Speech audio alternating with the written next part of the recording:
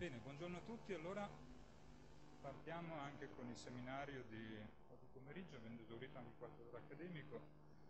Questo è il terzo incontro dedicato al tema dei codici etici, del codice etico in particolare del nostro Ateneo. In particolare oggi ci occuperemo di un aspetto particolarmente nuovo e innovativo, almeno per il nostro contesto, che riguarda l'argomento delle integrità nella ricerca scientifica e la promozione e la prevenzione della cosiddetta cattiva condotta nella ricerca. Prima di entrare nel merito e di presentare l'ospite di oggi, in primo luogo mi corre l'obbligo di portare i saluti del Rettore, il professor Coen Porisini, che oggi non ha potuto essere presente per altri impegni istituzionali, ma che incontreremo successivamente, e di tutta la commissione che ha redatto il codice etico del nostro Ateneo, che è rappresentata dalla professoressa Anna Arcari e dal professor Mario Picozzi, oltre che dal sottoscritto, e dall'attuale Commissione Etica di Ateneo, che è invece prevista dal codice etico e che altrettanto rappresenta il professor Picozzi, che ne fa parte. Prima di lasciare la parola al professor Maier, che è il nostro ospite di oggi, che presenterò brevemente, ma soprattutto si presenterà lui, voglio rubare qualche minuto per, come si dice, contestualizzare l'argomento di oggi, perché in realtà ci rendiamo conto che il tema è particolarmente nuovo, almeno per il contesto nostro, e nei giorni scorsi, tra l'altro, avendo avuto l'occasione di parlare di questo incontro con alcuni colleghi, mi sono reso conto che per molti il tema dell'etica nella ricerca scientifica tende in automatico a corrispondere ad argomenti che ritroviamo comunemente sui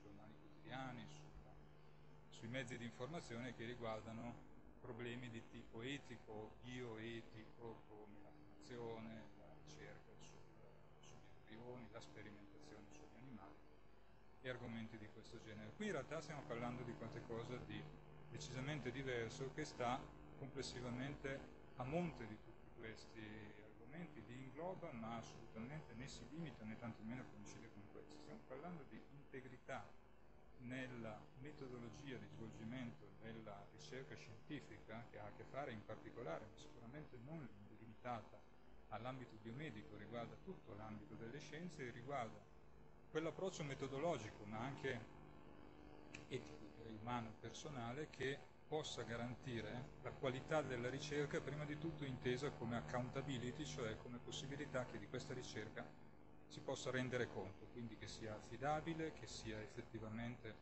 utile, perché porta dei risultati concreti e verificabili. E toccheremo anche brevemente questo tema della verificabilità e della riproducibilità. Dicevo, per contestualizzare brevemente l'argomento, partirò da una rassegna sull'argomento, più precisamente da una rassegna della letteratura sul tema del fattore di impatto delle riviste scientifiche, che è croce e delizia di qualunque ricercatore. Questa è una rassegna, tra l'altro, pubblicata la settimana scorsa su una rivista ad accesso libero, quindi pubblicamente consultabile online, Frontiers in Human Neuroscience, pubblicata da ricercatori dell'Università di Cardiff e dell'Università di Regensburg, i quali hanno valutato tutta una serie di aspetti connessi a questa enfasi sempre maggiore che l'editoria scientifica pone sul tema del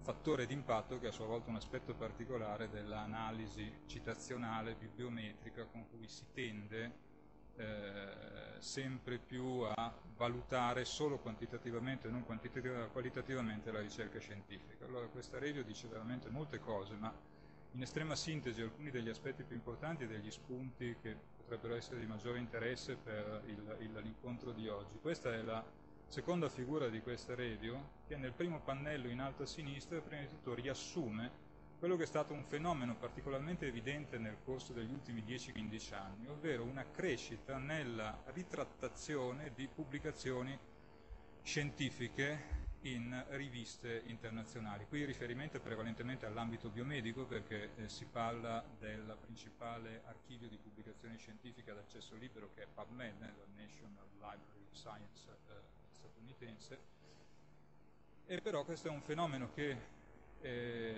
molto probabilmente travalica anche gli ambiti della semplice biomedicina. In ogni caso quello che si vede da qui, questi sono gli anni dal 2000 al 2002, 2004 fino al 2010, questa è una crescita realmente esponenziale del numero di articoli che sono stati ritrattati, ovvero che per un motivo o per l'altro sono stati ritirati dalle riviste. Una precisazione: in termini assoluti si potrebbe anche dire che il fenomeno è abbastanza limitato. Partiamo da un livello di ritrazione, qui è espresso per ritrattazioni per 10.000 pubblicazioni, quindi partiamo da una situazione dello 0,34 per 10.000 pubblicazioni, e per quanto l'aumento sia decisamente molto forte si arriva al massimo a 5 pubblicazioni ritrattate per 10.000 pubblicazioni. Sembra davvero molto poco, lo 0,05%, ma su questo torneremo. Le ritrattazioni si possono fare per tanti motivi. Possiamo non avere niente a che fare tutto questo con l'integrità nella ricerca che dicevamo prima. Eppure, l'anno scorso, questo è un lavoro di cui si è molto parlato, almeno nell'ambito biomedico, pubblicato sui Proceedings della National Academy of Sciences statunitense, su queste ritrattazioni questo gruppo è andato a analizzare le ragioni tutte le volte in cui queste potevano essere identificate. Allora, le ragioni per la ritrattazione in realtà hanno per almeno i 2/3 di tutti questi lavori a che fare direttamente con la cosiddetta misconduct, cioè cattiva condotta nella ricerca scientifica. Misconduct che, vedete, che cresce molto più degli altri fattori, in particolare la cosiddetta frode, ma anche il plagio, ma anche la pubblicazione duplicata, pubblicare più volte gli stessi dati e gli stessi risultati senza dare conto del fatto che si tratti di una pubblicazione. Il mero errore involontario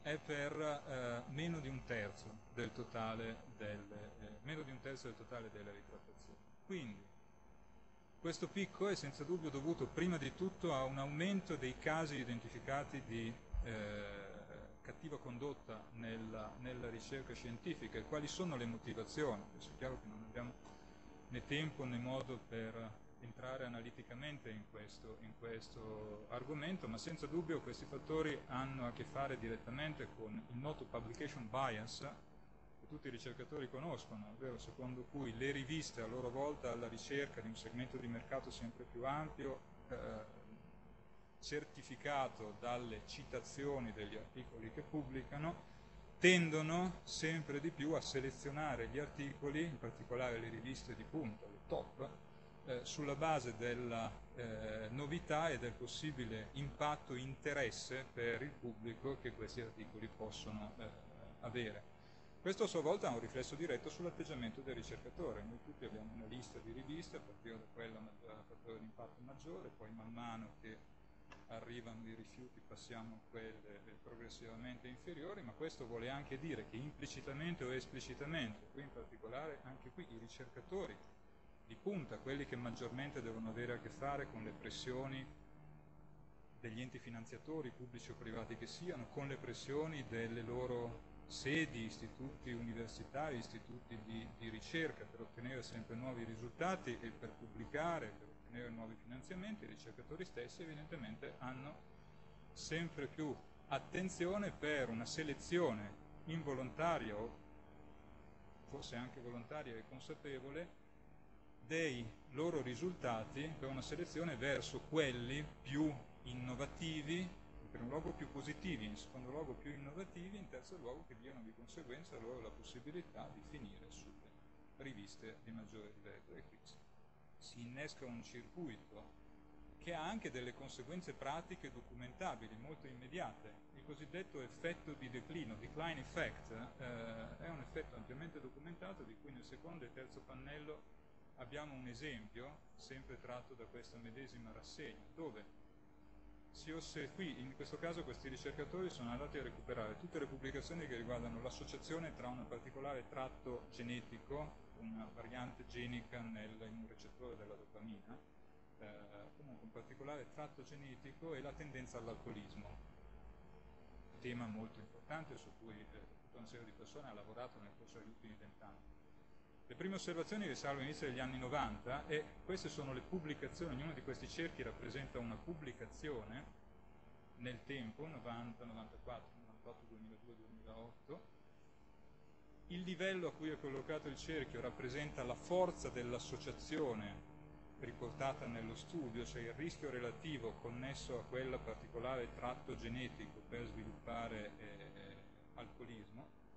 La dimensione del cerchio rappresenta il fattore di impatto della rivista su cui l'evidenza è stata pubblicata. Allora si può osservare che i primi lavori, in particolare questi, sono finiti su riviste ad alto fattore di impatto, ad altissimo fattore di impatto, e hanno riportato un'associazione estremamente forte. I successivi lavori sullo stesso argomento, di replica, di conferma, in gran parte hanno confermato, però sono stati pubblicati, l'argomento non era più nuovo, su riviste a minore fattore di impatto, ma anche hanno complessivamente riportato progressivamente associazioni sempre inferiori, fino a delle forze di associazione che moltissimi studi successivi hanno anche identificato come praticamente nulla. Questi sono sempre gli stessi dati, rappresentati in una maniera ancora diversa, ovvero qui in questo caso è stato messo in rapporto la deviazione dal valore medio complessivo della forza dell'associazione, ritrovata sulla base di tutti questi studi messi assieme, la deviazione del risultato ottenuto in ogni singolo studio, ancora questi cerchi sono singoli studi, deviazioni in più o deviazioni in meno, e questo è il valore medio ritrovato per tutti gli studi, in funzione del fattore di impatto della rivista. Come si può osservare, la dimensione dei cerchi rappresenta invece in questo caso la dimensione campionaria dello studio, cioè studi più solidi in quanto svolti su un numero maggiore di persone, cerchi più grandi, oppure studi, risultati ottenuti da un numero molto limitato di persone, che sappiamo sono anche quelli più soggetti a essere dei risultati più deboli. Come si può notare, tra l'altro, gli studi più grandi sono anche quelli che si collocano su quello che è il risultato medio poi ottenuto, ma gli studi che maggiormente deviano, vedete, quelli che maggiormente deviano, ce ne sono diversi anche su riviste a fattore di impatto basso, ma quelli che maggiormente deviano dal valore reale o comunque dal valore medio complessivo di tutti gli studi sono effettivamente preferenzialmente quelli che vanno a finire sulle riviste a maggior fattore di impatto. E questo è una rappresentazione della relazione esistente tra il fattore di impatto e un più o meno arbitrario indice di ritrattazione che rappresenta la proporzione di articoli effettivamente ritirati. Al crescere del fattore di impatto, qui ci sono tutte le varie riviste, qui troviamo Nature, Science, New England Journal of Medicine.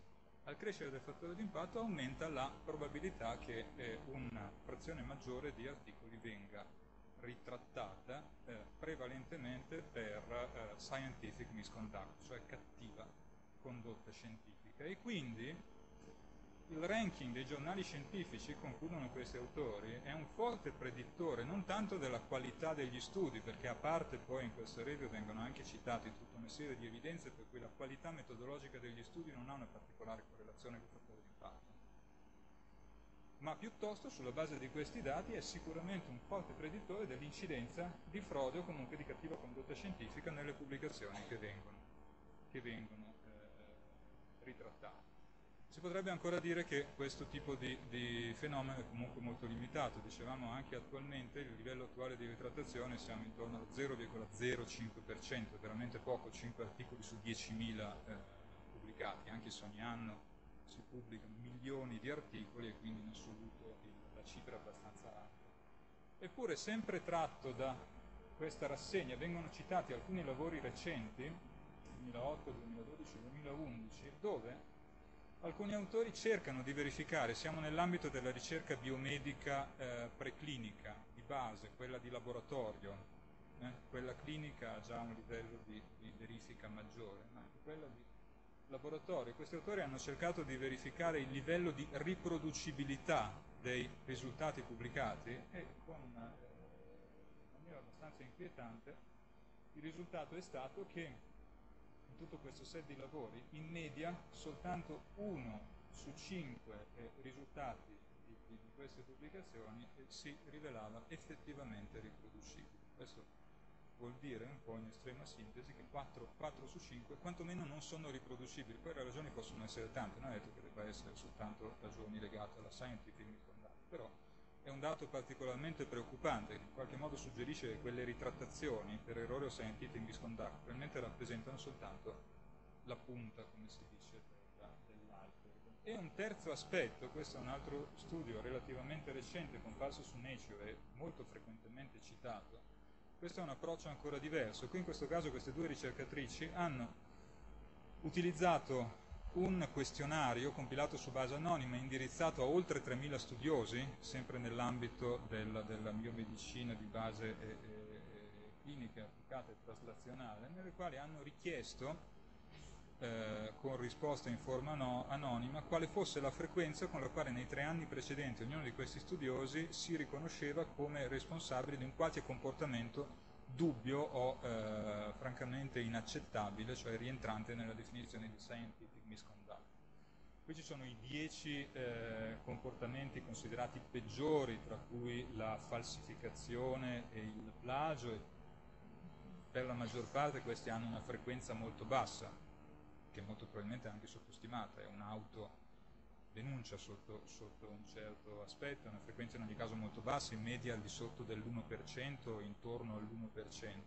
E tuttavia c'è una serie di altri comportamenti che hanno una frequenza del 5-10% o anche di più e complessivamente riguardano più di un terzo dei ricercatori, degli studiosi intervistati, tra cui per esempio duplicare le pubblicazioni, tra cui non assegnare in maniera appropriata il ruolo di autori a dei collaboratori del gruppo, oppure evitare di indicare dettagli della metodologia o dei risultati, o utilizzare dei disegni sperimentali inadeguati, o evitare di per esempio escludere singoli risultati sperimentali dalla valutazione complessiva del proprio programma sperimentale in maniera tale da, tra virgolette, far risultare migliore il dato.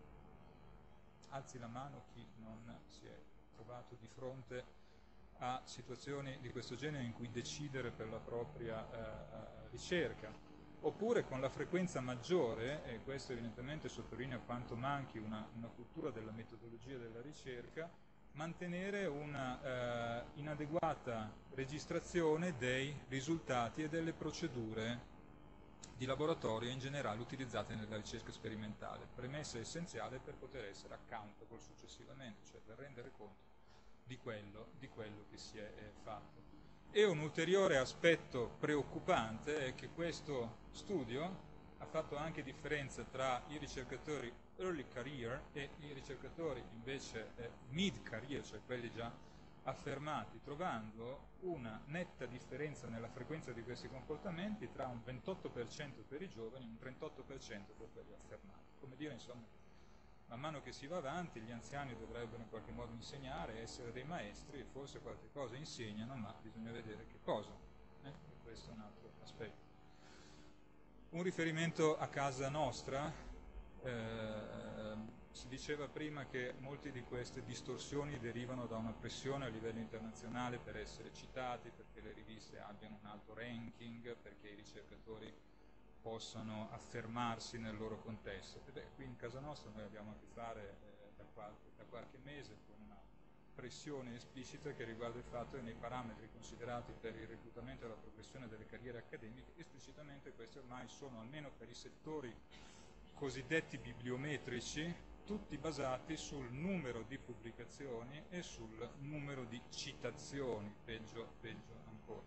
Una pressione esplicita, non entrerò nel merito del significato e della distorsione delle citazioni stesse, però insomma qui c'è un fattore estremamente importante, che una pubblicazione il numero di pubblicazioni vale anche per il settore non bibliometrici, ma che a questo punto il numero di pubblicazioni, il numero di citazioni, quindi dove si pubblica, la visibilità del proprio lavoro, condizioni direttamente e per legge le proprie prospettive di carriera, insomma, io direi che mette un fattore notevole di pressione sull'individuo e necessita che si sia ancora più solidi dal punto di vista della propria integrità nell'approccio alla ricerca. E infine Qual è la situazione generale in Europa? C'è stata una recente lettera sull'Lancet che ha fatto il punto della situazione, dove alcuni ricercatori sono andati a verificare la disponibilità a livello nazionale o locale di linee guida o di codici di comportamento a livello dei vari paesi. Questa è la situazione. Qui questi sono i paesi che hanno chiari codici di condotta validi a livello nazionale per legge, questi sono i paesi invece che hanno delle linee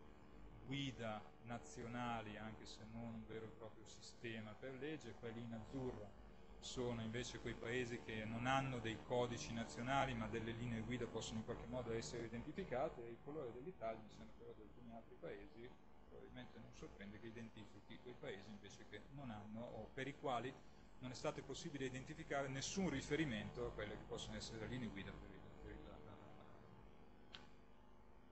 per il comportamento, per un approccio metodologico alla ricerca. Concludo ricordando il fatto che nella stesura del Codice Etico di Ateneo del gruppo di lavoro, la Commissione ha voluto effettivamente approfondire l'argomento. È un articolo abbastanza corposo, riguarda proprio questa questione, ne abbiamo discusso molto e effettivamente le istanze che abbiamo collocato nel Codice di Ateneo per certi versi non so quanto potranno essere adeguate rispetto al livello internazionale della discussione su questo argomento. Questo magari avremo modo di discuterlo con il nostro ospite, ma senza dubbio cercano di porre alcuni punti di riferimento a disposizione sia della Commissione Etica di Ateneo che soprattutto della comunità accademica per iniziare un lavoro in questo senso. In estrema sintesi introduciamo nel Codice di Ateneo il concetto di integrità scientifica, inteso come onestà e rigore nella ricerca e nella pubblicizzazione dei risultati, astensione da plagio, condotta riprovevole, impegno attivo nella prevenzione e repressione. Definiamo la condotta riprovevole.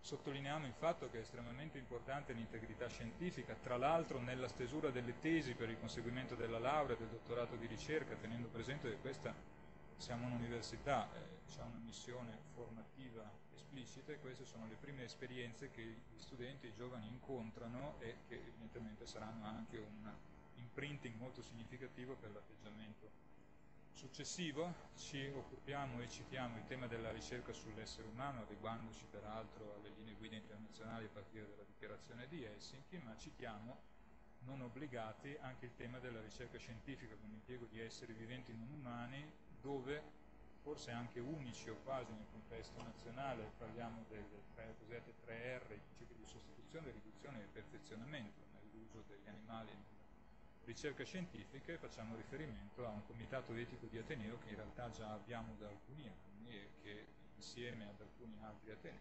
rappresenta una buona esperienza in questo senso. Io qui mi fermo e cedo la parola al nostro ospite, il professor Tony Meyer.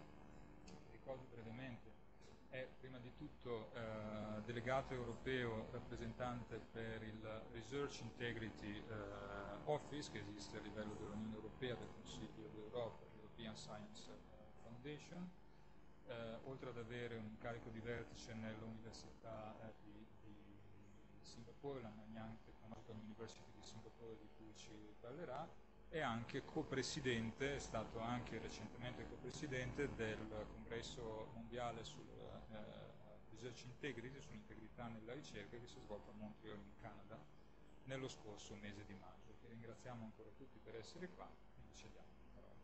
Grazie tanto. Thank you very much.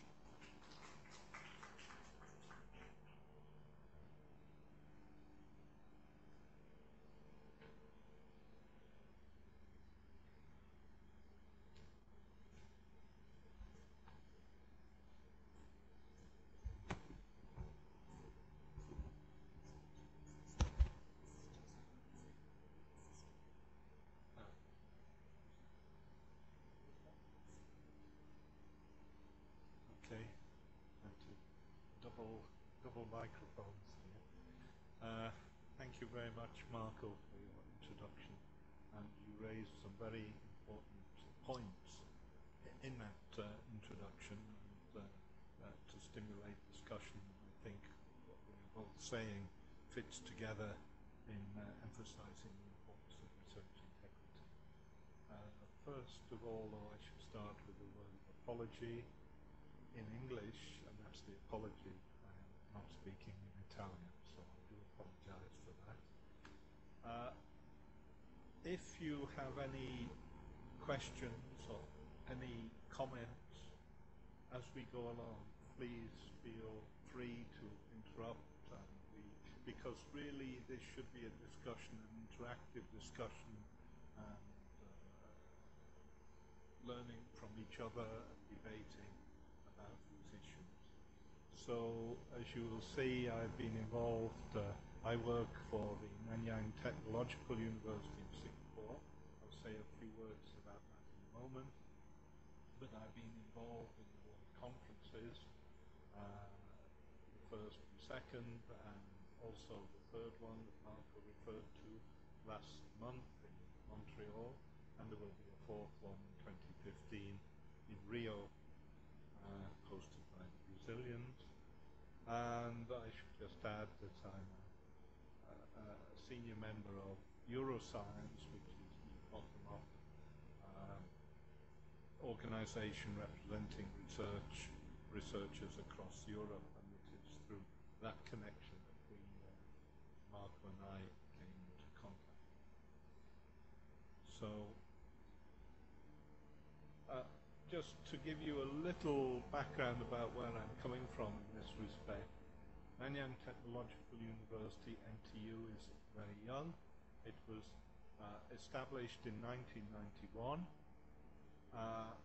Originally, the site was occupied. On the top, you see the Chinese Heritage Center by the only Chinese language university outside China, established as a private university in 1955. But as the Technological University, we were established in 1991. You see just some pictures of the university.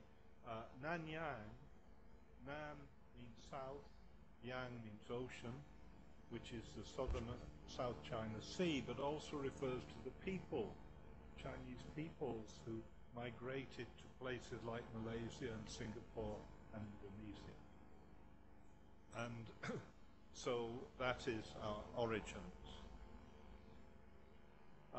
We are as total, if you measure university size by population, we have a student population, postgrads and undergrads of just over 33,000, and they come from 70 countries around the world. I won't go through all of those, but you can just see the size of the institution. In Singapore, there are 4 official languages: Malay, Bahasa Malaysia, English, which is the official language of education, administration, government, Mandarin, and Tamil.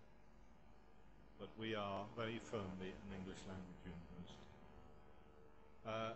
As I say, we were founded in 1991, and we have, because the Singapore government really believes in the knowledge-based economy, has pushed huge amounts of money into research, both in the institutions, A-star institutions as they're called, and the 2 big research universities, NTU and National University of Singapore. And the result, of course, is we have risen very rapidly in the world university rankings, and we sit now in the top 50 and so on. But of course, there's a danger that that rapid expansion can be completely blown off course if we have a major scandal in terms of research integrity. So we really have got to strive very hard to ensure that faculty members, research staff, PhD students are all educated and aware of the issues. And I know that it is difficult to get these messages across because people say, it's yet another piece of bureaucracy. Leave me alone, let me get on with what I'm doing. But these things affect even the best universities in the world. They also are very important in terms of one's reputation. If an event occurs, it's not just the reputational effect of that event, that incident, but it's also how you deal with it. If you deal with it properly, then if a problem arises, you can overcome it. So I'd like to acknowledge my colleague Nick Stenick from the University of Michigan, because I used a lot of his material. He was co-chair with me of the first two World Conferences, and he is a very eminent person in this area and has researched it both in Michigan and when he served in the US Office of Research Integrity. So let's talk about definitions and words, because these are the definitions from the Oxford English Dictionary. And integrity is the quality of having strong moral principles and the state of being whole. So it encompasses ethics, but it is not just ethics. It is more than that, and Marco has already referred. Some quotes, because I think it's important. If you take Newton saying, if I have seen further, it is by standing on the shoulders of giants. Research is incremental. So if there's a problem in the research record, it affects everything down the line. And as Marco referred to the non-reproducibility of many studies, that is a problem when you are basing your work on what has gone before. The US National Academy in '95 said the scientific research enterprise is built on a foundation of trust. So we all must trust each other. We all assume that what we have done is correct and proper. Scientists trust the results reported by others are valid. Trust will endure only if the scientific community devotes itself to exemplifying and transmitting the values associated, they use the word ethical in this case, but it should be scientific conduct with integrity. And finally, to say, as many people will say, trust me, I'm a scientist. Sir Paul Nurse, President of the Royal Society of London, says, that is not a good enough answer. And of course, the issue is always who guards the guards. We argue that research, particularly scientific research, is highly technical. Only we can understand things and understand when things have gone wrong. So only we as a community can really police ourselves. But as most of our money is public money, is taxpayers' money, the public have a right to say, can we trust you to do that? So again, the issue of trust comes into play. There's another issue, which is that across the world, more and more is spent on research and development.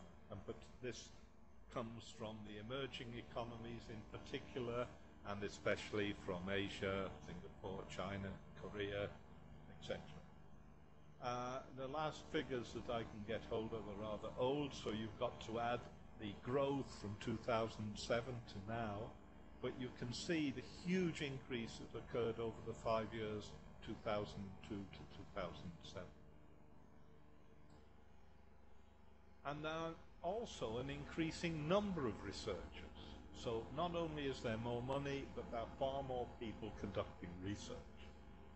So 7 million up from 5.7.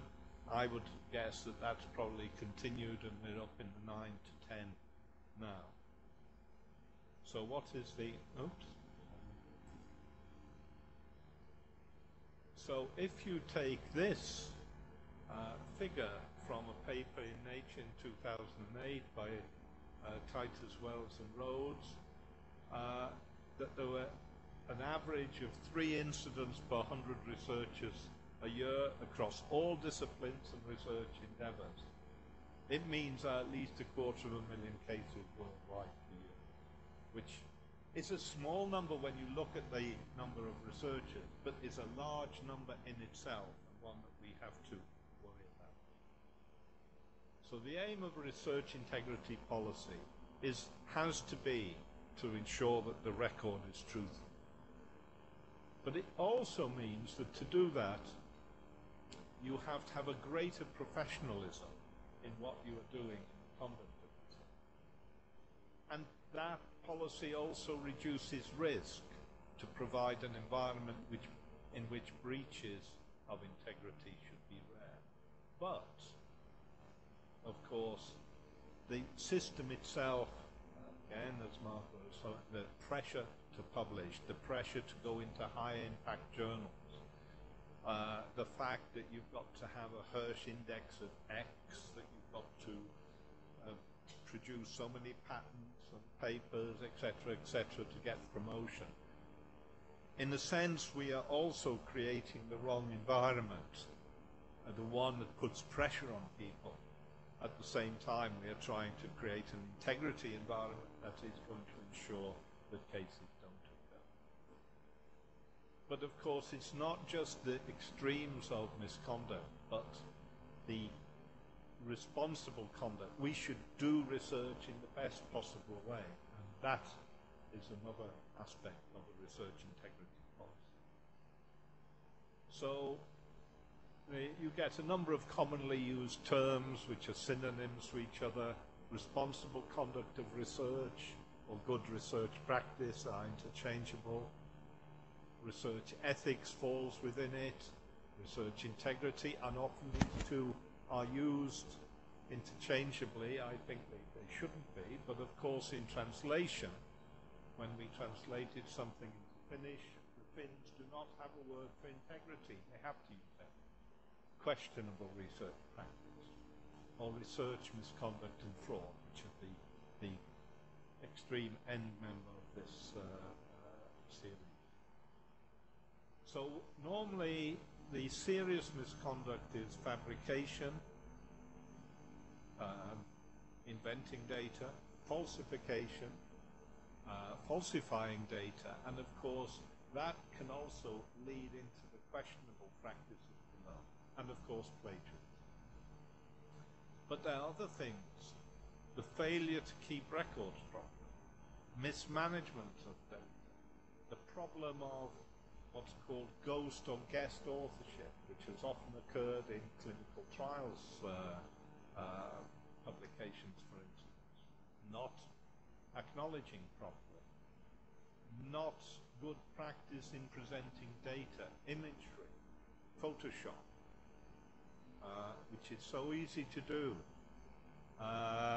So now we have got to look at technological issues as well, and I was mentioning to Marco as we were coming here, I have an ongoing case at the moment which is really, it comes under research integrity, but it's actually a criminal issue. This is the case of somebody hacking into confidential reviewers. It so happens it's Elsevier Publications, hacking into confidential reviews to insert references to his own work to increase his citations. Now again, you see the pressure for citations, but also now it falls within the new technological, should we say, facilities that are available. And of course, if we can prove this, we will hand this dossier to the police, and the guy may well end up in prison. These are some observations, again, from that same paper. You see at the bottom, a colleague used Photoshop to eliminate background bands on a Western blot to make the data look more specific than they were. Now, okay, the data are there, but he is, in a sense, falsifying that data by doing what he did. So, I've got, this is what I call my rogues gallery, and there are many. These are just a selection. The big case at the moment, which has rocked the Netherlands, is Diederik Stapel, a psychologist. He was a golden boy of research in the Netherlands until about a year ago. Jan Sudbury, he invented data about oral cancer discovery that he claimed to have made, where he stood to make a lot of money had that been true. It was not true, and of course the problem there is not just his falsification of the data, but in a sense the destruction of hope that he gave to patients who thought that there were cures from his work. Hauser, another psychologist at Harvard. Kwang, this is the cloning scandal in Korea. Kwang claimed things that he could not do, but he was regarded very much as a national hero. And of course, when the thing blew up, it became a national scandal. Jan Hendrik Schoen, a guy who was a brilliant physicist, chemist and physicist, who many thought would ultimately get a Nobel Prize. I know a colleague of his who worked with him, and he told me he was absolutely brilliant, but something suddenly clicked and he started inventing data. Excuse me. The problem was that when the retractions happened, it wasn't because he had published and deceived his colleagues. They had papers retracted because they were co-authors. And that was, of course, a very damaging issue altogether. That shook both the US and the German scientific establishment. Andrew Wakefield, a recent case, this is the NMR vaccine, measles, mumps and rubella vaccine given to children in the UK. Again, serious misconduct there. Fujimura in archaeology. This is actually, he was claiming various archaeological finds. This is a picture of him planting the finds he will be discovering.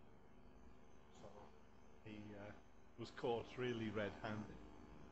Pons and Fleischmann, the famous cold fusion, and the fact that both universities publicized this without checking it properly, and a lot of money was wasted in proving that this was fraudulent. In engineering, top right. Paleontology, I'm a geologist, so this, of course, is closer to home for me. Anesthetics, biochemistry, and you see these people are from all over the world in all disciplines. They can even, things can come back and bite you later on in your career. On the left is former President Paul Schmidt, former President of Hungary, sports scientist, Olympic gold medalist, which I don't think he could have cheated in, it was in fencing, but he certainly cheated in his sports science PhD. He is gone. Karl Theodor Freiherr von und zu Guttenberg, fantastic name. He was thought to be a likely successor to Angela Merkel, gone, plagiarism in his PhD. Some of the others, more historical, the famous Piltdown Man fraud in the UK, Jacques Deprat, paleontologist in France and Vietnam, between the wars, and he was accused of planting fossils.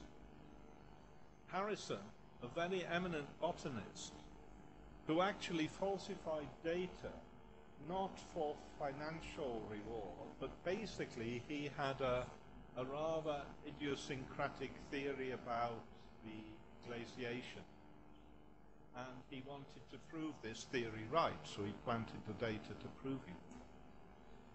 Göttinger is a very interesting case. He's a serial plagiarizer.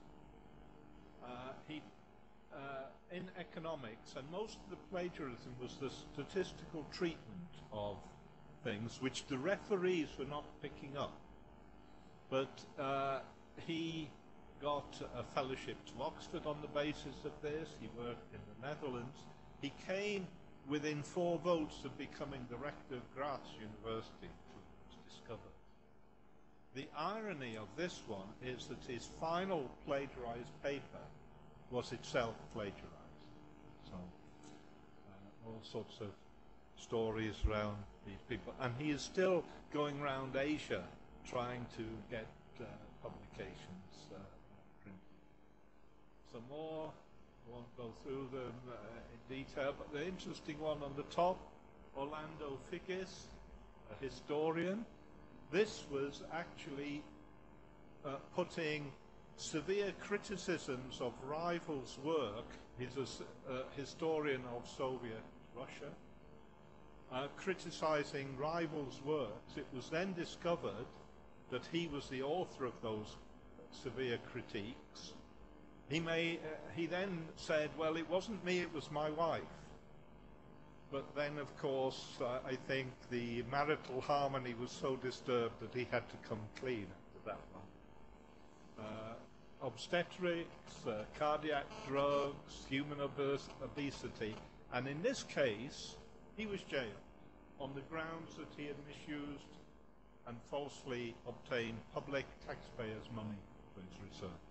So, penalties can be severe, and I think some authorities will go that way in the future.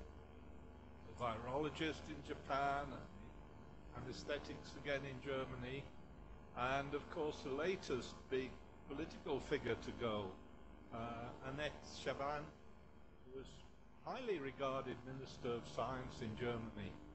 Again, plagiarism. So, it's all over the place. So what are the rules of the road? They're complex, but you must follow government regulations and laws where they apply. You have to follow your university or institution regulations. There may be laboratory rules, and there will be journal policy. You have to follow guidelines and codes, commonly accepted practices, which also are laboratory practices. So all of these comprise research integrity. Codes provide a framework, but they do not guarantee good behavior, but at least they're the reference point against which you can measure things. And of course, they need to fit within the needs and structures of an organization, and they should be in simple and concise language, whatever that language is. This is the second conference, and we felt that it was all very well having nice meetings in nice places, nice discussions, nice socializing, but we needed to develop something which could leave a trace, leave a mark, and which could be a foundational document. And hence we came up with the Singapore Statement. And it was a consensus statement of those 350 participants from over 50 countries. It's not a legal document, because if it was legal, it would have taken us 10 years to have got it through lawyers, international negotiators, etc., etc. It's a consensus statement. It's one page, A4. It could be posted on the walls of every lab and research room in the world. It can be easily translated and quoted. And it's available in 24 languages. And they are listed there, and of course there's an Italian version. So just going through it, we start with the preamble, which I won't read out, but the principles: honesty, accountability, professional courtesy and fairness in working with others, that's more or less the internal one to the community, and good stewardship of research. And there are 14 points. The first one says researchers should take responsibility for the trustworthiness of their research. And you cannot get around the fact that ultimately it is the individual who has to be responsible. You have to adhere to regulations and our policies on human subjects, animals, Marco referred to 3 R's, conflicts of interest, data sharing, all the other things, workplace safety. There are lots of rules and regulations around, and one has you have to employ the appropriate research methods and base conclusions on the critical analysis of the evidence and report objectively. These figures are similar to those, again, Marco is showing. These are the percentage of offenders and so on. Research records, and this in the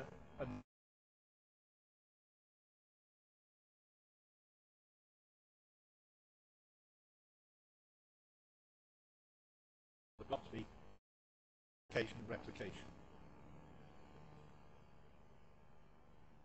Bound notebooks, which are completed in pen, alterations are made and signed and so on, or electronic records, and they're now secure electronic notebooks that can be obtained.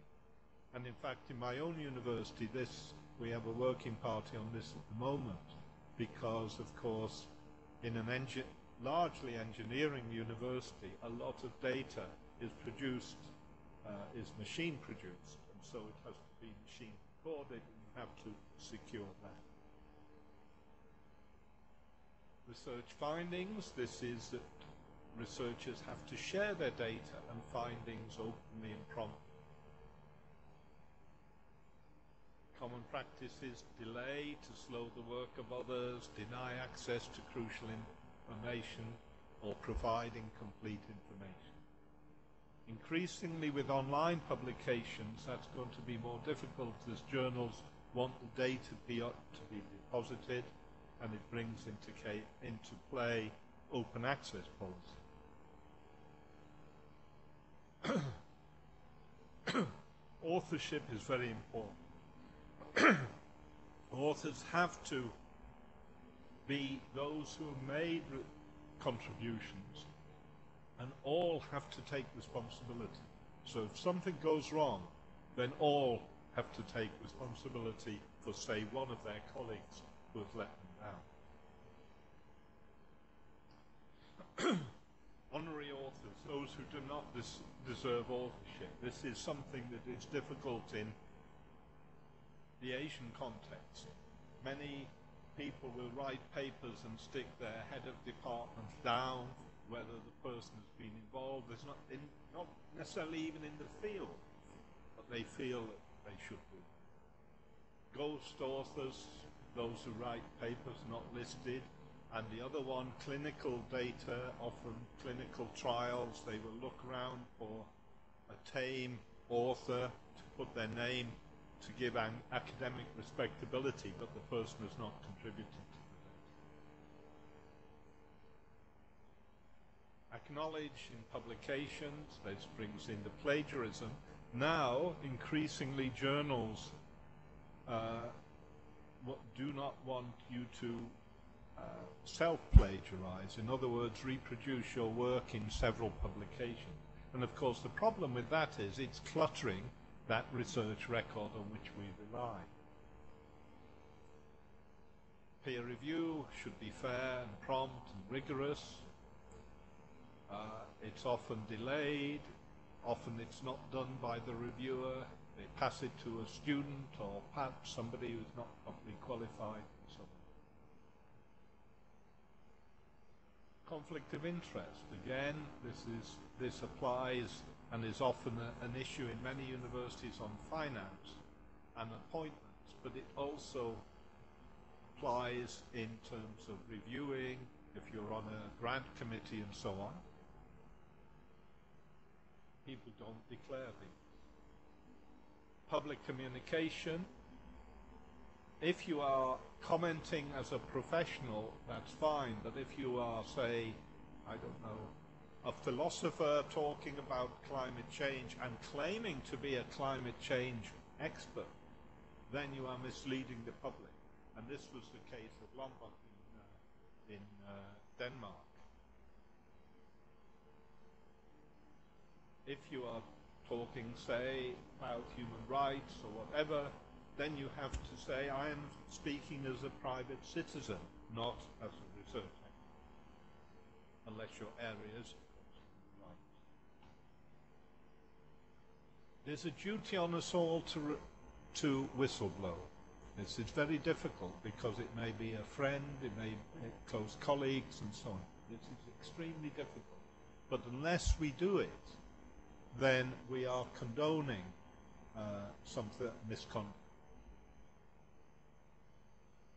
It's part of self-regulation. And if we claim that self-regulation is the way that this should be done within research to the public, then we have to follow through and ensure that we do report things to when we see colleagues misbehaving.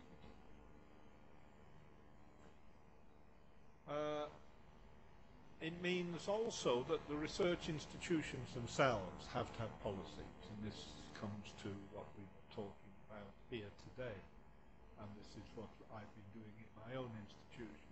We have to have procedures, we have to have education and training, but you have to have the structures there. In the US, it is actually a requirement if you get money from one of the National Science Foundations.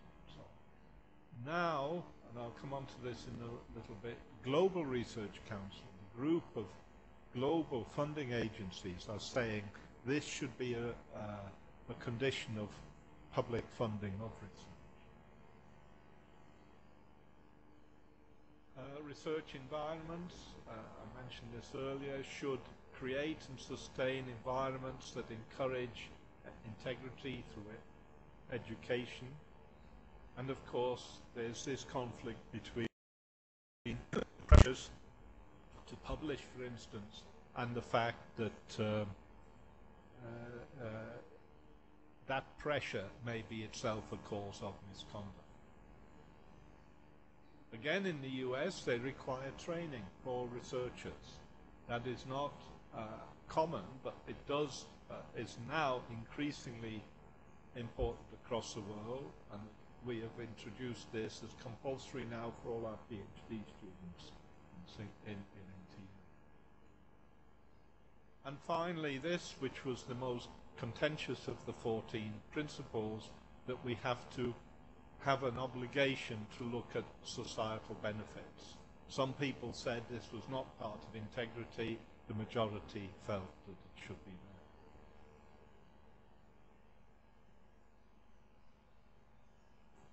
So let's move on. But there are now a family of these foundational statements.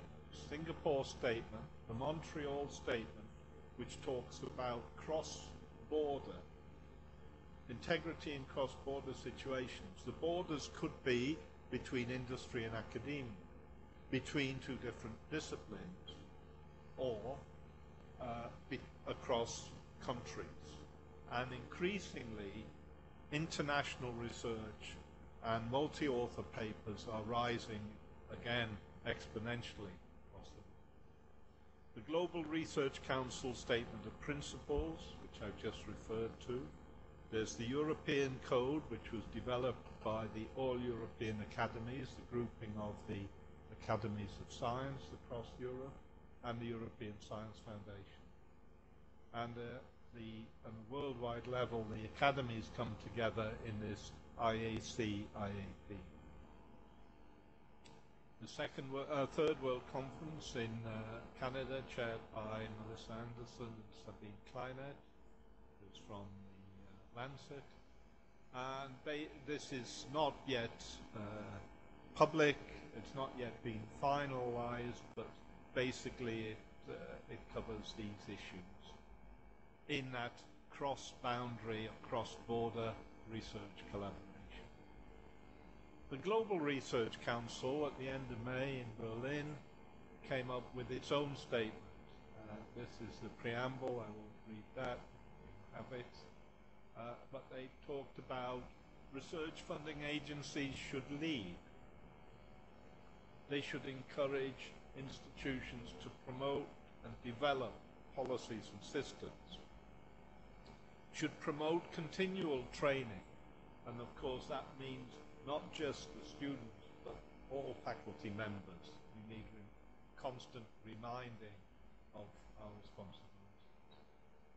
That there should be transparent policies, that there has to be systems within the agencies and the institutions to investigate, and it should be a condition of research.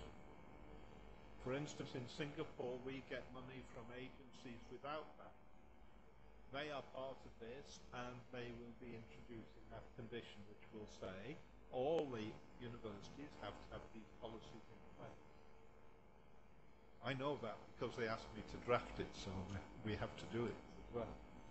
And of course, in international cooperation, there has to be a system where partners will work together if there's a case of misconduct. There was one case some time ago when NSF, there was a British-American medical collaboration. Something went wrong on the American side. NSF wanted to investigate it. They approached the UK Medical Research Council to be told, sorry, we can't provide data because of privacy and protection, data protection laws. So we have to have systems where people will work around these things when necessary to cooperatively investigate problems. The European Code, it's quite a lengthy document, so I just summarize it here, but it's saying, again, it's saying in a different context the same things that we've talked about in the Singapore statement. Data is important. Procedures have got to be reported. They've got to be properly designed, and responsibility to respect animal and human subjects and so on. Publications and editorial responsibility. And of course, this document is available from European Science Foundation. Education and training, and here I have to declare an interest because I was the international editor for this. Epigeum is a spin-off company from Imperial College, which develops online programs in what are called transferable skills, good writing, designing of experiments, all the sort of things that surround a research project. And we have developed a research integrity program. So there are many organizations providing this sort of education. This is one of them, so I've declared my interest, but it's the one I'm therefore most familiar with. But finally, that's the end. It's been a fairly long number of slides, but I hope they've stimulated discussion. Thank you, Sheshe, because that is the second official language of Singapore, Grazie mille, and Diolch, and you have to identify what Diolch is. Thank you.